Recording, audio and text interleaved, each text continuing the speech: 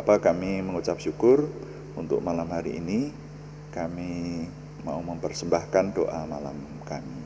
Kami menyerahkan terus dalam pimpinan Tuhan, sehingga semua yang kami kerjakan, baik ketika kami memuji, menyembah Tuhan, merenungkan firman Tuhan, maupun kami melayani Tuhan dengan doa, semuanya menjadikan nama Tuhan dimuliakan dan kami semua diberkati. Terima kasih Bapa, dalam nama Tuhan Yesus Kristus kami berdoa. Haleluya. Amin. Selamat malam Bapak Ibu Saudara sekalian yang sudah bersama dengan kita di sini dalam doa malam hari ini. Doa malam melalui online ini diadakan secara iman Kristiani dengan dasar keyakinan kepada Tuhan Yesus Kristus, Yeshua HaMasyiah, Isa alaihi salam, Juru Selamat dunia, Imam besar agung kami. Dan firman Tuhan yang didokumentasikan dalam kitab suci Perjanjian Lama serta Perjanjian Baru menjadi pegangan kami, menjadi pegangan kita sekalian. Nah saudara, sekali lagi kami mengingatkan bahwa untuk doa malam itu temanya berbeda dengan yang doa pagi, saudara.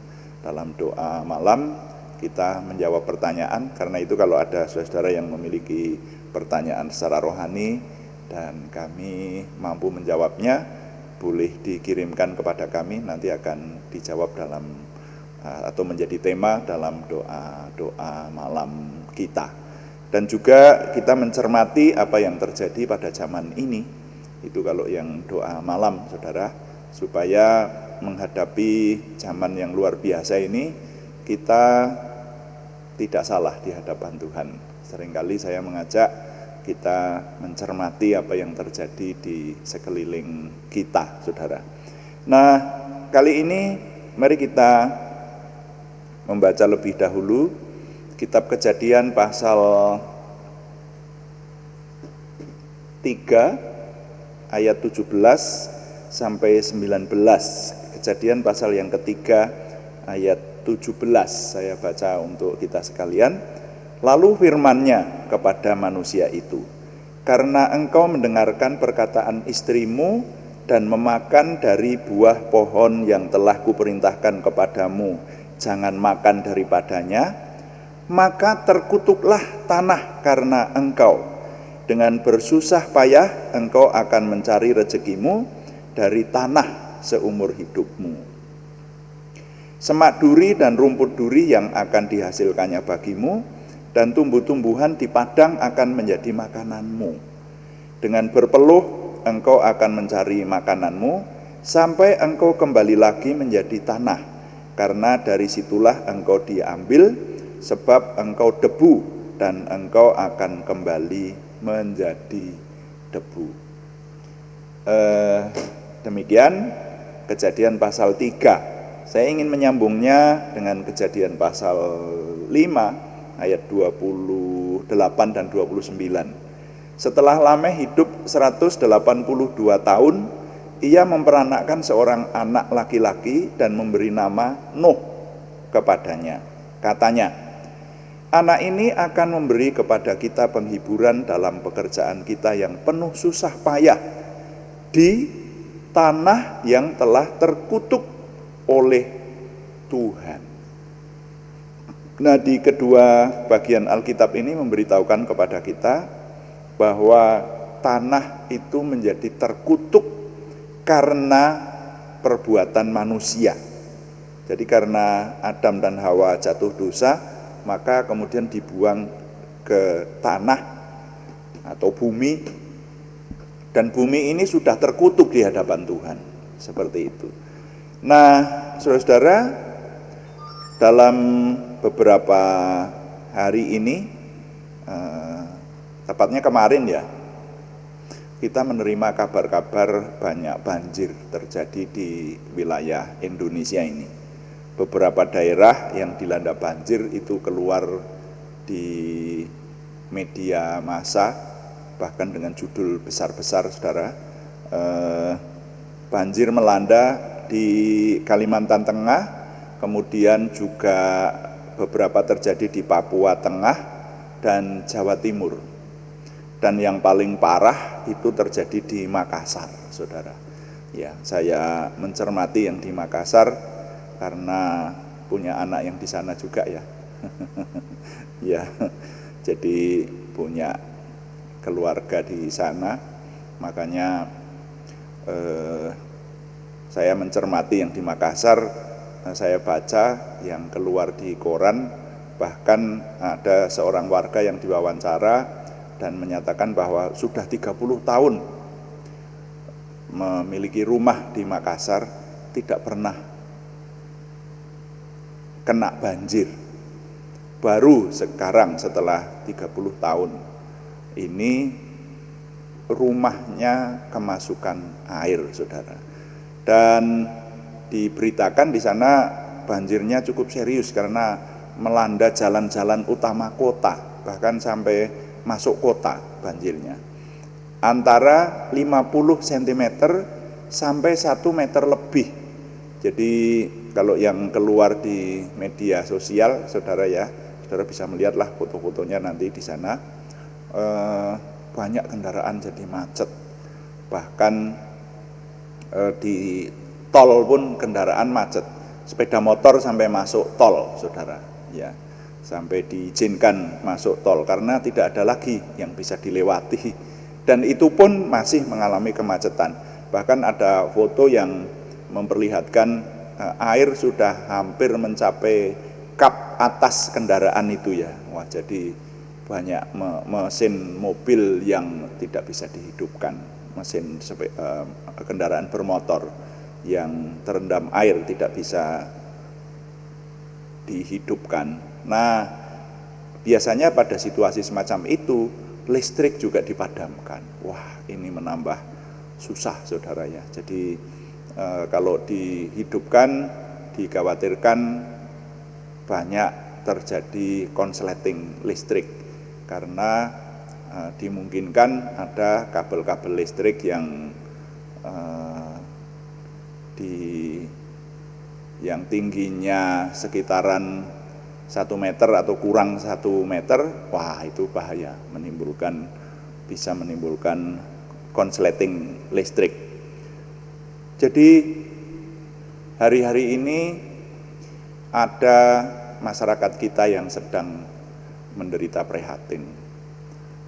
Bayangkan kalau air masuk rumah setinggi 1 meter itu, saudara, itu susah. Dan sudah 30 tahun terakhir tidak pernah mengalami semacam itu. Makanya kalau tiba-tiba dimasuki dengan banjir semacam itu, wah betapa repotnya dan betapa ya repot dan susah, tertekan, saudara. Ya, mau tidur di mana dan seterusnya, mau masak enggak bisa. Jadi pemerintah daerah juga, BPBD terutama ya, Badan Penanggulangan Bencana Daerah ya, itu kerja keras untuk membuat pertolongan atau mengatasi keadaan yang sedemikian rupa itu. Nah, saudara-saudara, kalau kita merenungkan, makanya judul renungan pada sore hari ini adalah mengkritisi bencana banjir. Mengkritisi bencana banjir. Kalau kita mengingat bahwa kita orang-orang beriman, itu orang-orang yang disertai Tuhan. Dan bahkan ada ayat yang mengatakan bahwa orang beriman itu lebih dari pemenang.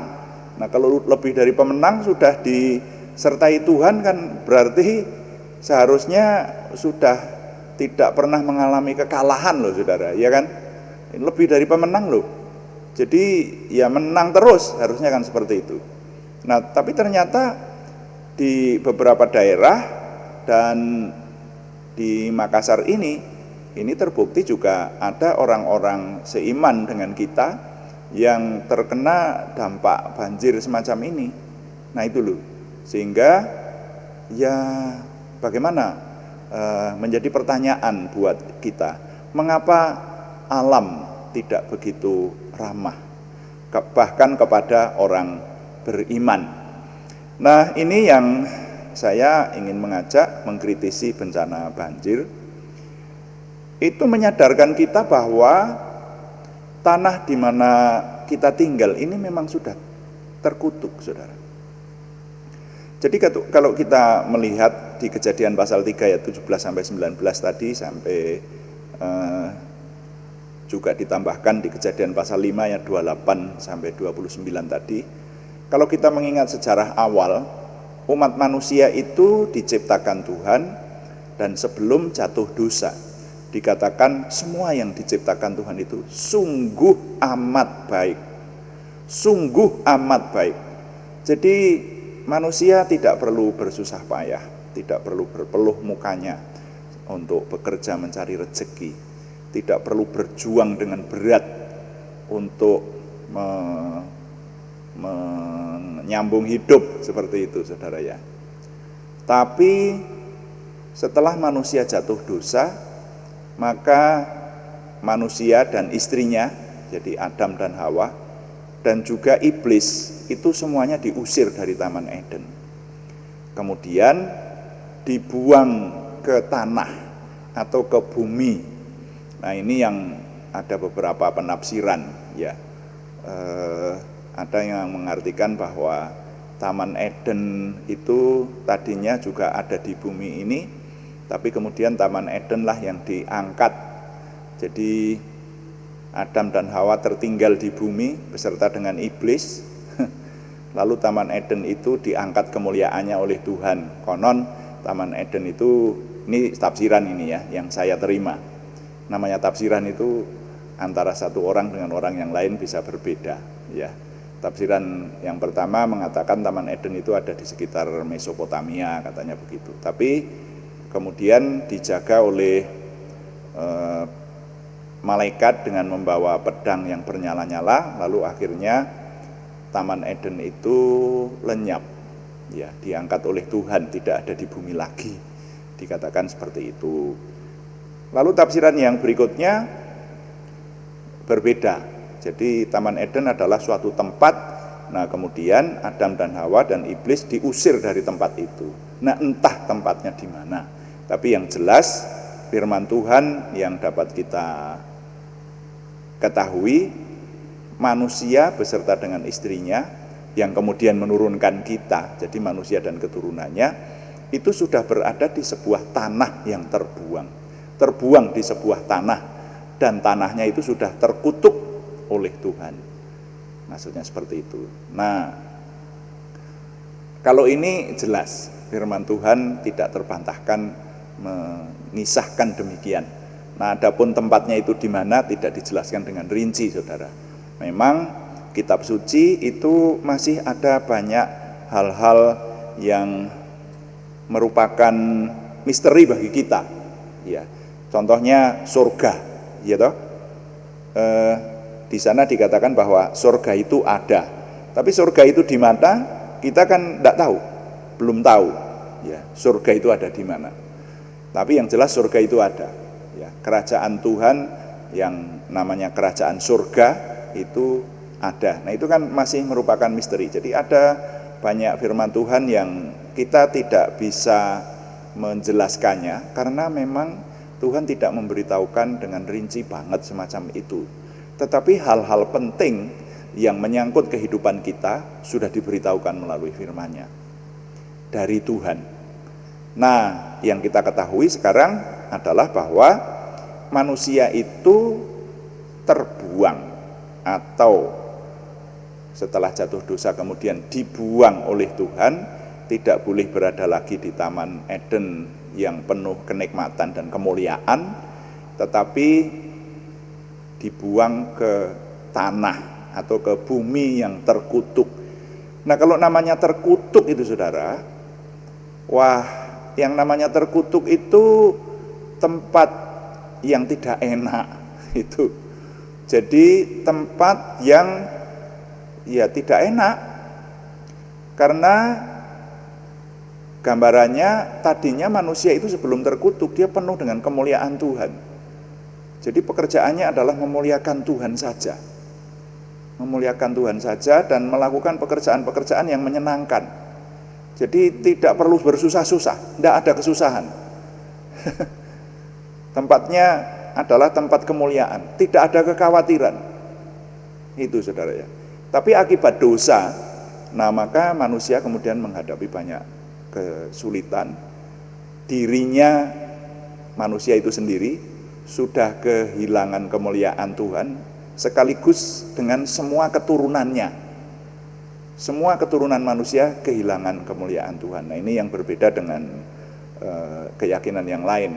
Kalau keyakinan yang lain menyatakan bahwa manusia yang lahir, bayi yang lahir itu tidak punya dosa sama sekali.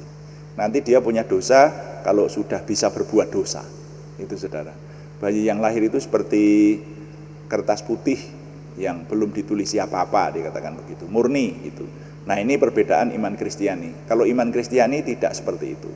Iman Kristiani, Alkitab memberitahukan bahwa manusia ketika lahir itu sudah lahir di tempat yang terkutuk dan sudah mendapatkan akibat dari dosa nenek moyangnya itu, karena dibawa oleh nenek moyangnya dari tempat Taman Eden yang penuh kemuliaan Tuhan, kemudian berada di tempat terkutuk. Makanya manusia lahir itu dan kemudian menjadi besar, tidak ada orang yang mengajari saja, tapi manusia itu bisa berbuat jahat. Karena firman Tuhan berkata, kecenderungan hati manusia untuk berbuat jahat semata-mata. Nah, ini saudara. Jadi bumi ini adalah tempat yang sudah terkutuk. Nah, kalau bumi ini ada di tempat yang sudah terkutuk, nah itulah karya Tuhan Yesus Kristus datang di dunia menebus umatnya, itu seperti itu. Maksudnya mengembalikan hubungan lagi dengan Tuhan. Tadinya manusia tidak mengenal Tuhan, sama sekali tidak mengenal Tuhan. Yang mengenal Tuhan hanya manusia di mana Tuhan berkenan. Dalam hal ini adalah keturunan Abraham. Selain keturunan Abraham, manusia tidak mengenal Tuhan. Ya, dia mencari Tuhan sendiri-sendiri, makanya menyembah kepada berhala-berhala. Bahkan beberapa buatan tangan manusia, semacam itu. Nah, lalu dengan kehadiran Tuhan Yesus Kristus, maka Tuhan Yesus Kristus menjadi imam besar agung kita. Nah, itulah saya senang mengucapkan hal ini. Imam besar agung. Manusia itu tidak bisa berhubungan dengan Tuhan kalau tidak melalui perantara seorang imam. Bahkan sampai sekarang berkali-kali saya katakan, kita kalau berdoa itu memerlukan seorang imam. Ya.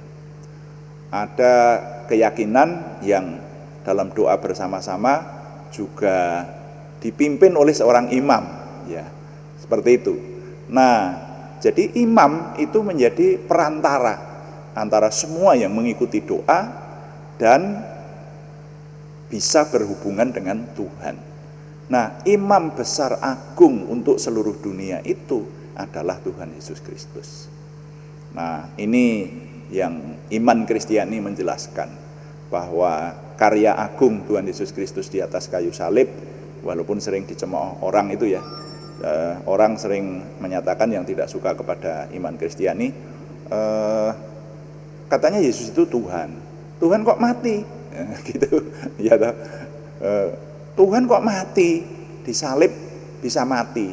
Nah, itu adalah cemoohan, tetapi yang tidak didasari oleh pengertian tentang ketuhanan yang benar, tentang teologi yang benar sesuai dengan iman Kristiani. Nah, kalau iman Kristiani mempercayai bahwa kalau Yesus tidak mati di kayu salib sebagai manusia dan tidak hidup kembali, nah itu loh, Yesus mati, memang mati di kayu salib, tapi jangan salah, dia hidup kembali dan tidak mati lagi. Nah itu loh, itu yang dipercaya sama iman Kristen, walaupun sekarang ini menerima banyak serangan yang mengatakan bahwa Yesus tidak mati, Yesus juga tidak bangkit kembali, seperti itu. Nah itu gampang dipatahkan kalau itu, saudara ya. Yang itu apologetika yang tidak bisa dikupas di sini karena terlalu peka, nanti menyangkut keyakinan lain juga. Tapi kalau ada saudara-saudara yang masih bingung akan hal ini, silahkan berhubungan jaringan pribadi dengan saya akan jawab. Saudara, ya. Jadi prinsipnya justru yang dicemoohkan orang mengatakan bahwa Tuhan kok mati, begitu. Justru disitulah kekuatan iman Kristiani kita. Yesus itu Tuhan yang menjadi manusia dan memang menyerahkan dirinya untuk disalib. Kalau Tuhan tidak menyerahkan dirinya, bisa tidak disalib. Sejarahnya semacam itu. Itu saudara ya. Karena ketika mau ditangkap, mau disalib saja, yang mau menangkap itu ketika baru memulai wawancara, memulai menyapa Yesus saja, mereka sudah rebah ke tanah. Nah, lalu Tuhan Yesus memang menyerahkan dirinya untuk disalib itu. Jadi bukan karena berbuat jahat seperti dituduhkan orang-orang ya. Nah, itu kan orang-orang yang menuduhkan tapi tuduhannya itu tidak jelas. Kalau berbuat jahat, kejahatannya apa? Tidak pernah bisa menjelaskan semacam itu karena hanya tuduhan yang ngawur. Jadi Tuhan Yesus itu Tuhan yang mengambil rupa manusia, kemudian menyerahkan dirinya untuk disalib, menjadi korban penebus bagi seluruh dunia, karena dia yang tidak berdosa dianggap menjadi manusia berdosa, dan Yesus hidup kembali. Ketika Yesus hidup kembali, maka Tuhan Yesus menjadi imam besar agung kita. Kita yang percaya kepada Tuhan Yesus itu bisa berhubungan lagi dengan Tuhan. Kita bisa bertemu lagi dengan Tuhan. Bahkan sekarang kita diberi kemampuan dan kesempatan untuk melakukan pekerjaan imamat, ya, mendoakan orang lain. Itu yang dulu hanya dilakukan oleh imam, tapi umat Kristiani yang percaya kepada Tuhan Yesus itu diberi hak untuk mendoakan orang lain, menjadi imam buat orang lain. Wah, betapa ini hak istimewa yang diberikan kepada kita. Nah, seharusnya orang yang sudah ditebus oleh Tuhan Yesus itu dikasih Tuhan, menjadi anak Tuhan, disebut menjadi anak Tuhan semacam itu. Nah, seharusnya kan konsepnya tidak perlu mengalami kesusahan. Nah, tetapi harap diingat bahwa selama manusia, siapapun manusia, entah itu beriman Kristiani atau beriman apapun juga, semua yang masih disebut manusia, maka dia masih mewarisi dosa Adam di dalam hidupnya, dalam tubuhnya, sehingga masih mengalami kesusahan-kesusahan karena kutuk dosa itu. Jadi zaman sekarang pun ketika bencana banjir datang, maka banyak orang-orang beriman juga yang menjadi korban dari bencana banjir tersebut. Maksudnya rumahnya kebanjiran, sampai ada kesusahan, ada tekanan, ribut, menyelamatkan barang-barang, mengungsi, seperti itu saudara ya. Jadi ini yang kita diingatkan, makanya judulnya renungan sore hari ini mengkritisi bencana banjir. Ya baiklah, kalau kita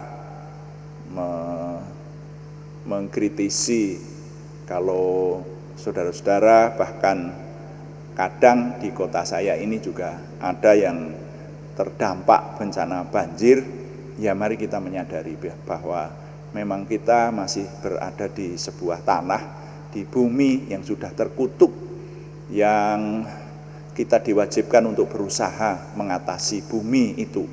Nah, sehingga bagaimana mengatasinya, nah itulah tergantung dari usaha masing-masing untuk bisa mengatasi bencana banjir. Ya memang saya pernah berdiskusi dengan teman-teman yang terkena dampak bencana banjir itu, ya paling pas adalah ya pindah dari tempat yang bisa kebanjiran di tempat yang tidak atau jauh dari bencana banjir. Tapi kan tidak semudah itu ya, karena terkait dengan sosial, ekonomi, budaya. Kalau lahir di tempat yang biasa kena banjir, untuk pindah meninggalkan tempat kelahiran itu ya tidak semudah yang dibayangkan. Nah, itu menjadi konsekuensi dari hidup manusia, saudara-saudara sekalian. Nah, oleh karena itu mengkritisi bencana banjir yang hari-hari ini melanda di tengah-tengah bangsa dan negara kita, kewajiban kita adalah mendoakan, paling tidak mendoakan. Kita bisa membantu mereka dengan doa supaya Tuhan segera menolong, bencana banjir segera surut, keadaan bisa diatasi dan dipulihkan kembali. Nah, untuk yang di Makassar ini, kalau ramalan dari BMKG, Badan Meteorologi, Klimatologi dan Geofisika, itu menyatakan sampai tanggal 16 masih dimungkinkan ada curah hujan yang begitu deras disertai dengan angin dan sebagainya. Nah, jadi kita berdoa supaya penderitaan itu tidak sampai berpanjang-panjang, tidak berlama-lama seperti itu. Kita berdoa, mendoakan saudara-saudara kita yang menjadi korban banjir dan juga korban gempa ya, yang kemarin sore kita renungkan juga. Ini termasuk bencana alam, saudara. Tetapi kita disadarkan bahwa kita memang masih berada di bumi yang sudah terkutuk, dan kita diwajibkan mengatasi apa yang terjadi itu untuk kebaikan kita, untuk kita menyambung hidup kita dengan lebih baik di hadapan Tuhan. Nah, jadi nilai yang dapat saya ketengahkan pada sore hari ini, saya susun dalam sebuah kalimat cukup panjang ini. Kembali kita diingatkan bahwa kita ada di bumi yang telah terkutuk. Kita orang beriman masih dapat mengalami kesusahan, tetapi yang dekat Tuhan diberi kekuatan dan disertai Tuhan. Dan mari kita berdoa, mendoakan saudara-saudara kita. Jadi kembali saya ulangi nilai yang dapat kita serap sore hari ini. Kembali kita diingatkan bahwa kita ada di bumi yang telah terkutuk. Kita orang beriman masih dapat mengalami kesusahan, tetapi yang dekat Tuhan diberi kekuatan dan disertai Tuhan. Tuhan dipuji. Amin. Mari kita melayani Tuhan dengan doa. Kita berkata kepada Tuhan, kuduskan tempat ini, kuduskan hati ini. Lalu kita berdoa, termasuk mendoakan nama-nama yang dalam minggu ini masih harus kita panjatkan dalam doa, terutama mereka yang membutuhkan kesembuhan dari Tuhan.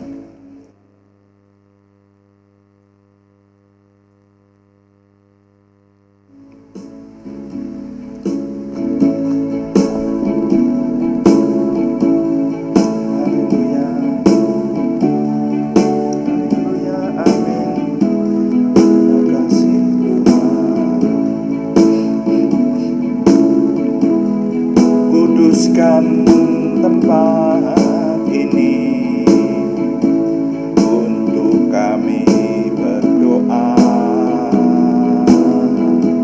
Kuduskan hati ini untuk kami menyembah. Biar segala perkara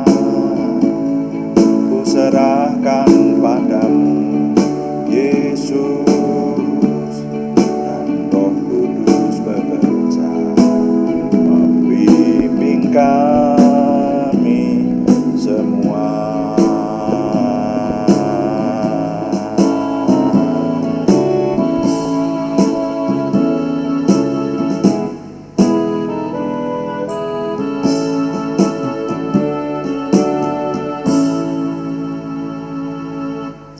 Bapak, kami mengucap syukur untuk doa malam hari ini, dan kami berterima kasih Tuhan ingatkan ketika kami mencermati apa yang terjadi di sekeliling kami. Ada terjadi bencana alam gempa bumi yang di Turki dan di Suriah, dan juga disusul dengan berita mengenai banyaknya bencana banjir yang di tengah bangsa dan negara kami, di Kalimantan Tengah, di Papua, di Jawa Timur, di yang paling parah di Makassar.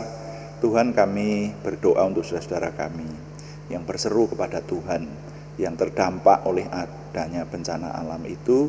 Kami mohon Tuhan yang menolong, Tuhan segera memberikan penghiburan, ketabahan, pemulihan. Dan kami mohon supaya bencana yang ada tidak berlarut-larut, tetapi oleh pertolongan Tuhan, orang-orang yang berseru kepada Tuhan, Tuhan jawab doanya dan Tuhan peliharakan. Saudara kami seiman, Tuhan peliharakan sesuai dengan kemurahan Tuhan yang besar. Terima kasih, kami diingatkan bahwa sepanjang kami masih berada di dunia ini, memang kami berada di bumi atau tanah yang terkutuk. Tapi berikan kepada kami Tuhan kemampuan supaya kami dapat mengatasi keadaan, dapat merekayasa keadaan. Kami berdoa untuk saudara kami yang berada di tempat yang biasa terkena banjir. Kami mohon Tuhan memberikan kemampuan untuk melepaskan diri dari situasi tersebut. Jika perlu, Tuhan memberi kemampuan untuk berpindah di tempat yang lebih baik, mengatur, memberkati segala sesuatunya sehingga keadaan dapat teratasi. Terima kasih Bapa di surga, kami mengucap syukur dan kami berdoa untuk seluruh bangsa dan negara kami, Tuhan, yang memberikan kesejahteraan, termasuk kota-kota di mana kami tinggal dijauhkan dari segala mara bahaya, godaan, cobaan, penyakit, kecelakaan, kejahatan, dan pengaruh buruk dan semua hal yang sia-sia. Tapi Tuhan memberkati kami berada di kota-kota yang diberkati Tuhan, yang penuh dengan damai sejahtera yang dari Tuhan.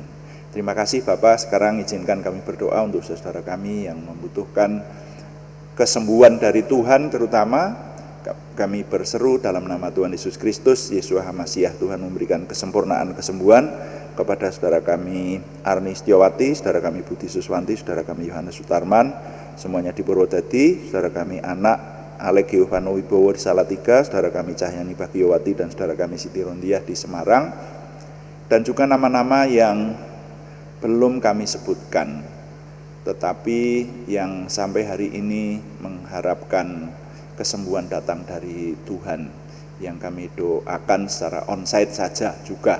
Kami menyerahkan, Tuhan menolong, memberikan kesempurnaan kesembuhan sesuai dengan yang kami minta dari Tuhan.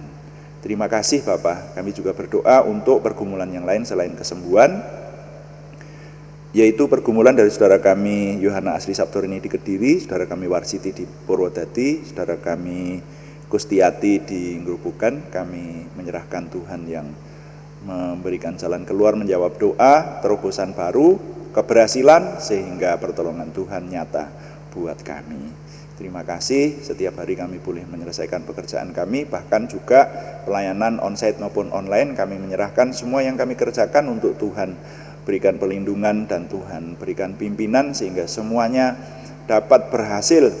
Kami mempersembahkan prestasi yang baik untuk kemuliaan nama Tuhan, menuju kepada kesempurnaan, yaitu kesempurnaan Tuhan sendiri. Terima kasih Tuhan. Dengan ini kami mengucap syukur, setiap hari Tuhan membawa kami semakin memiliki pengenalan akan Tuhan, percaya diri bersama Tuhan, antusiasme, optimisme, semangat dan bergairah menyambut masa depan kami untuk menang bersama dengan Tuhan. Kami mohon Tuhan yang menyempurnakan doa kami oleh pertolongan dan pimpinan Roh Kudus, karena semuanya kami persembahkan dengan mantap percaya dalam nama Tuhan Yesus Kristus Juru Selamat kami. Haleluya. Amin.